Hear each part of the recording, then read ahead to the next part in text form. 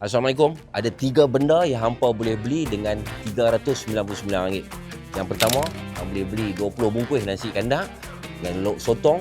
Yang kedua, dengan RM399, mungkin hang boleh beli satu helai baju original yang best, yang suka pakai. Tapi nombor 3, ini paling best. Dengan RM399, kalau hang beli benda ni, confirm pasti akan membantu menaikkan bisnes hang dan memudahkan hang. Iaitu apa? Celcom Digi One Peace. RM399 package ni all in one. Apa yang hampa akan dapat? Hampa akan dapat phone, dapat line, dapat roaming dan dapat securekan bisnes hampa. Selamat.